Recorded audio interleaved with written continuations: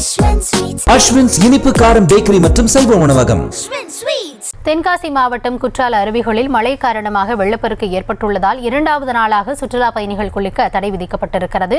இதுகுறித்த கூடுதல் விவரங்களுக்காக இணைகிறார் எம்முடைய செய்தியாளர் மாரிமுத்து. வாரத்தின் இறுதி நாட்களில் சுற்றுலா பயணிகளுக்கு அங்கு குளிக்க தடை விதிக்கப்பட்டிருக்கிறது. இது தொடர்பாக சுற்றுலா பயணிகள் என்ன சொல்றாங்க, என்னென்ன முன்னேற்பாடுகள் செய்யப்பட்டிருக்கு? தென்காசி மாவட்டம் மேற்கு தொடர்ச்சி மலை பகுதியை பொறுத்தவரை நேற்று நள்ளிரவில் திடீரென கனமழை பெய்தது.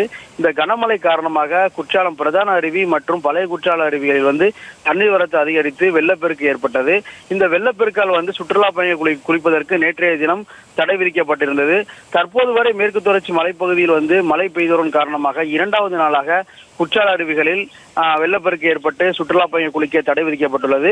இன்று வார விடுமுறை ஞாயிற்றுக்கிழமை தினம் என்பதால் காலை முதலேயே இந்த பகுதியில் சுற்றுலா பயணிகள் வருகை என்பது அதிகரித்து காணப்படுகிறது.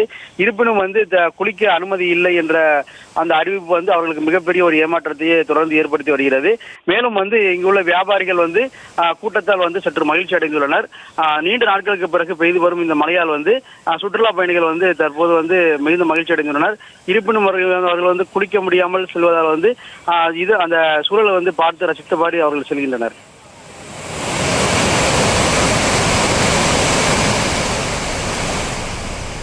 விவரங்களுக்கு நன்றி மாரிமுத்து.